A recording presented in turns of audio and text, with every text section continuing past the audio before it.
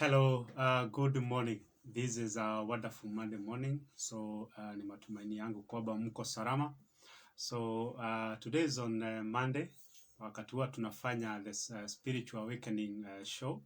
But unfortunately siku manage kwenda live in the morning, but nikasema lazima nikuje live so that we can have a word or two about the same.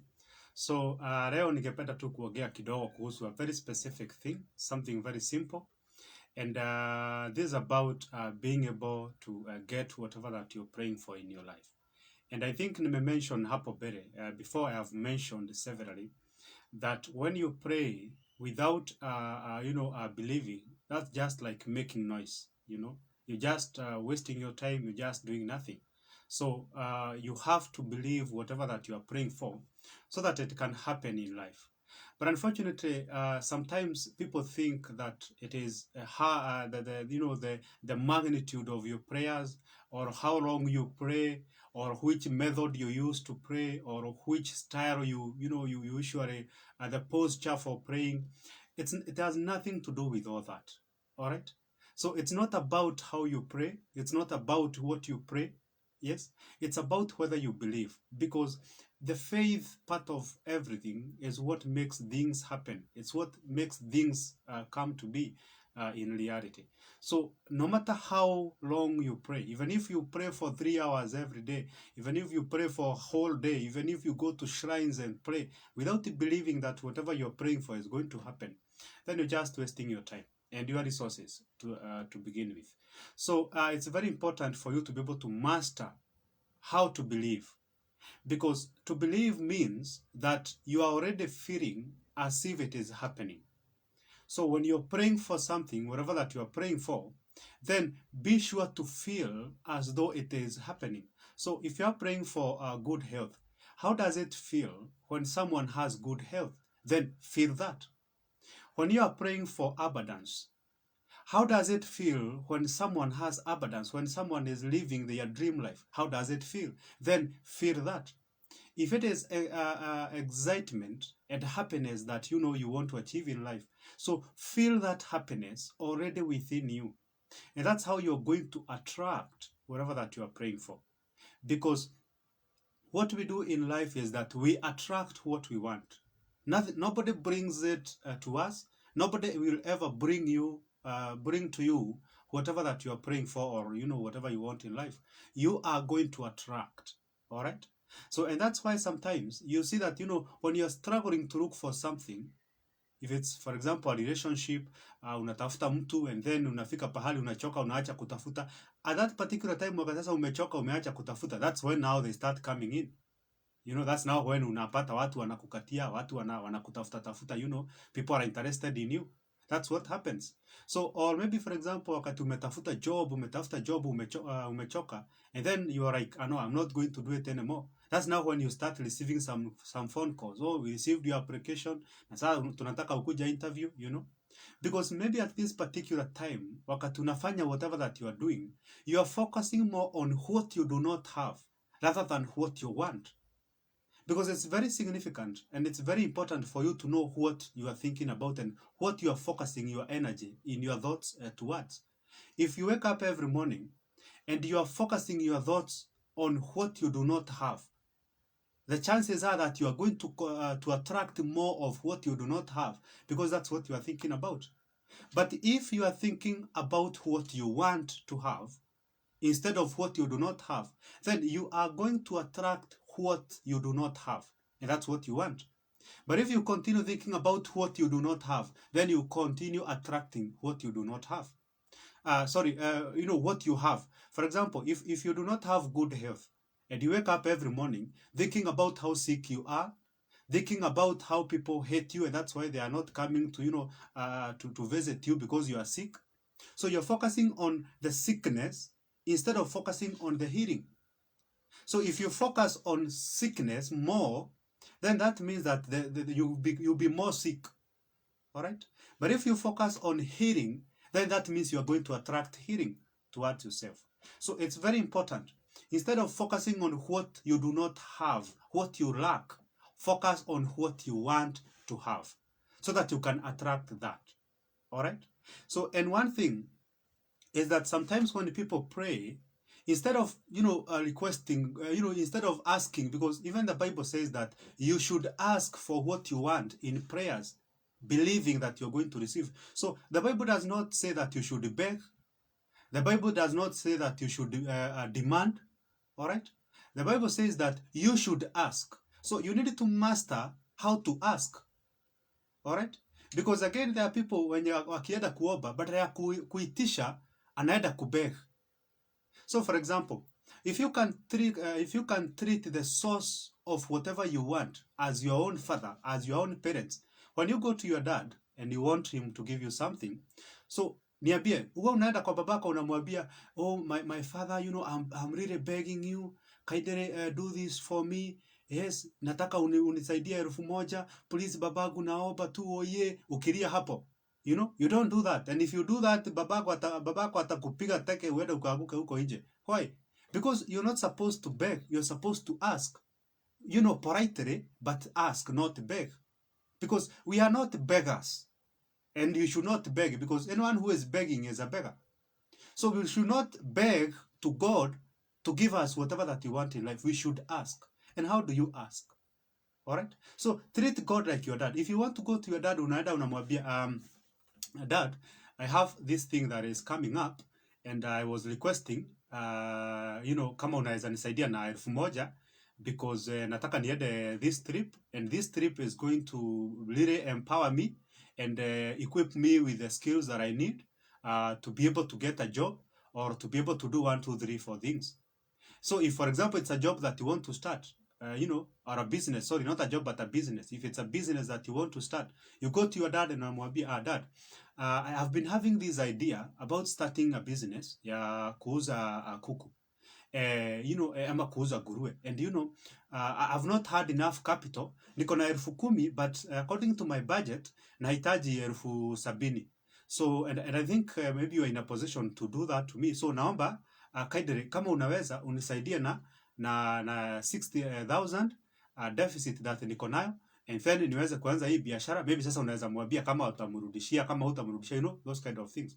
But you do not go kneeling, begging, soothing and all that. No. You ask.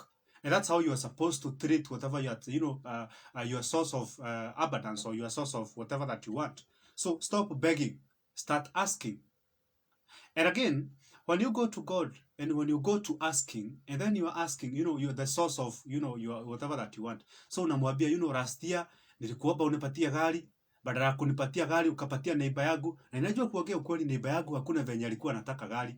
Neighbor yangu anapenda kufuga kuku sana. So most likely neighbor yangu alikuwa anaomba umsaidia kuwe na kuku 1,000, lakini wewe badala ya kumpatia kuku 1,000 ulimpatia gari yenye ni mimi niliomba. Sasa kwa nini ulifanya hivyo? So you go to God, you go in prayers, and then unaanza kukelelesha Mungu. It's like kama sasa mumeenda kotini. So unaanza kumkelelesha, ukimwambia venye hajakufanyia vitu, venye umekuwa ukiomba and he has done nothing, the way he should, pay you back for the services that you are giving to others, venye anafaa kufanyia vitu juu ya venye unafanya, So you do not, and that's now a way of demanding. So again, huendi kwa Mungu kudemand, you're going to ask. So you need to master the act of asking, not soothing, not begging. You are not a beggar, not demanding, but asking. As we conclude, there's something else that I would like to share to you concerning the same. So it's very important for you to be able to know how to attract things towards yourself. So the major problem is in being able to welcome, because there are so many people who already have what they have been praying for. So ile kitu yenye umekuwa ukiomba already uko nayo, but you do not have the capacity to receive, because you can ask but not have the capacity to receive whatever that you have prayed for. There are so many people who have been blessed with the kind of jobs, with the kind of life that they want, but they are so blinded about other things or by other things, such that they do not welcome the blessings that they already asked for.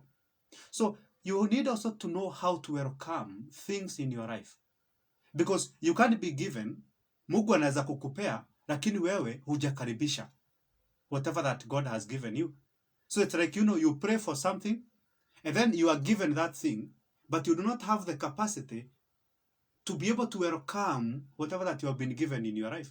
So, and how do you welcome, your blessings? Because I've said that you attract, all right? So to welcome your blessings means that there need to be room within you to be able to host the blessings that you have asked for. There need to be room. Lakini watu wengi wamejaza traumas, wamejaza wivu, wamejaza anger, wamejaza unforgiveness in themselves, such that even when the blessings you have asked for comes your way, there's no room for that blessings to settle in your life, because of the so many things that are within you. So you need to empty yourself so that the blessing that you are asking for can find a place in your heart to stay. All right? So kama unajua uko na wivu, deal with it. Kama unajua uko na anger issues, deal with that. Kama unajua uko na unforgiveness, deal with that. Kama unajua ni mwizi, kama unajua, there are so many things that are destroying your life, and especially when they talk about traumas. You went through something in the past, and it's still haunting you.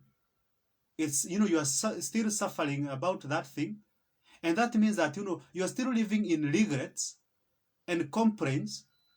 So the only thing that is it's deep within you, it's regrets, complaints, anger, shame, guilt, all those things, such that when the blessing is coming your way, these things zimejaa kwa ndani yako, such that there's no room for this blessing to occupy. Let me give you a good example of what I mean. There's that one person mwenye amekuwa akiomba Mungu amsaidie apate mtoto, and maybe before sasa ufike this situation ya kuomba Mungu akupatie mtoto, you had committed, umekuwa umefanya several abortions, ulikuwa umemeza tebe ukafanya abortion, maybe ukakuwa na miscarriage because of something that you did, as an individual, and now you are still living in guilt and shame and regrets and complaints.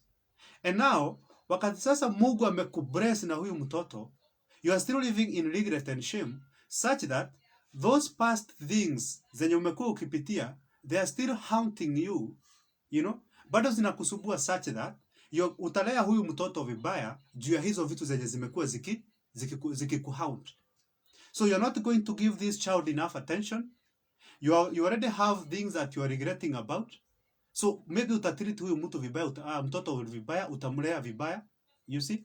So that's a good example of how you can pray for something and then ubarikiwe na hiyo kitu, but unfortunately you do not have the capacity to allow that blessing into your life so that you can even appreciate it and see it as a blessing. All right? So it is very important that once you have prayed for something, okay? Once you have prayed for something, also create capacity, create a space within you to receive that blessing. Isikuwe umeomba kitu, but there's no place in your life for that thing to come and have a place to live within you. So learn how to create space, because once you have attracted something and it comes your way and you do not treat it the right way, then most likely utanyaganywa. It's like the story in the Bible where several guys walikuwa wamepewa talents, and they were told to multiply them. But when the master came back, and some of them had not, mwingine alibali yake kwa mchanga, so huyo alinyaganywa, si ndio? So if God gives you a child and you do not bring this child up well, so Mungu atakuja akujie huyo mtoto, atakunyaganya. Alright? Atakunyaganya. And maybe umepatiwa huyu mtoto, unamuabuse, you're making this child go through trauma, depression, so many things. So chances are Mungu atakuja achukue huyo mtoto na amtoe kwa mikono yako.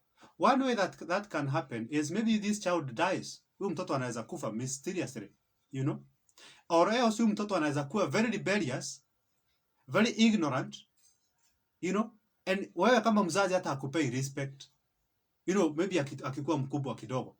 So hiyo ni njia ya Mungu kukuambia, I gave you the blessing that you asked for, but because there was no room, there was no capacity for this blessing to have a place in your life, then I have to take it away. Because nilikupea talanta, you failed to multiply it, and now ukaenda ukaichibia kwa mchanga, I have to take it away and give it to someone who has more. So create capacity for blessings to find a place within your heart. Create the room for whatever you are asking for. Just create that, environment, a good environment for the blessing that you are asking for or praying for to, to be hosted, to live in. That is very important. So 3 key things that I would like you to take away today about our today's show is that, number 1, learn how to ask for whatever you want, not to beg and not to demand, but learn how to ask for what you want. Number 2, learn how to attract instead of chasing. Wacha kusema ati natafuta pesa. Pesa unatafuta ilipotezwa na nani? Anza kusema, I'm multiplying money. You get 1,000 and you multiply, you circulate money. Make sure that the money that umepata, it's coming back to you. All right? So that is another point. So learn how to attract and not to chase. The other thing that I would like you to not to forget today is that learn how to create room and space in your life for the blessings that you are praying for. Usikuwa unaomba maombi, unaomba usaidiwe, upate kitu fulani kwa maisha yako, and again you are not creating room and space for that thing or for that blessing to come and settle in your life. So just be wasting your time, because utakuwa umebarikiwa na hiyo kitu, but you are either misusing that thing, you are mistreating if it's a person. Kama ni biashara, umeomba biashara umepatiwa, lakini wewe bado ni mlevi, ile profit yote unapata you are wasting in drugs and alcohol. So that means ile baraka already umepewa, there's no room for that blessing in your life. So with the time, hiyo biashara itaisha.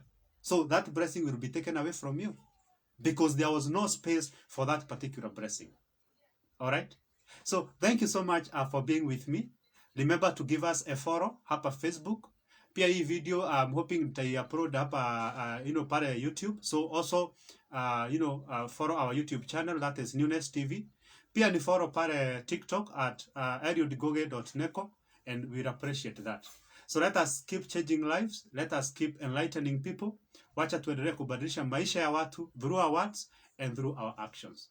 Thank you so much. I would also appreciate if you can share this video with someone else so that they can learn what you have learned today. Thank you so much, and have a blessed Monday. See you tomorrow. Tomorrow we will have the Goals Tuesday. We'll be talking about trauma, how trauma can prevent you from achieving your goals, how trauma can hinder you from becoming the best version of yourself. So see you tomorrow from 7, around 6:45, but from 7, exactly 7 a.m. in the morning. Share our video, like, subscribe, or follow us in all our social media platforms as Newness Counseling Organization. And also, if you have some issues that are bothering you in your life, if you have some challenges in life, just feel free to contact us. Nitaweka nambari yetu hapa ya Newness Counseling Organization. Call us and let us help you resolve those issues that you are going through in life. I can see some people have just joined us right now, so it's okay. I'm going to upload this video because tunamalizia. I'm going to upload this video hapa Facebook, so in a few minutes you can come back and watch the entire video, which was very enlightening, and it's going to help you in your life in a big way. So thank you so much, everyone, and have a blessed day. See you tomorrow, masaa ya asubuhi AM. Thank you so much, and have a good day. Vinny Wabogo, thank you. Unasema good morning, Sariot. Thank you so much, Vincent, for being here. Asante sana. Unfortunately, tunamalizia, but you can watch the video hapa kwa Facebook, and then I'm sure it's going to be enlightening for you. Thank you so much. Have a good day.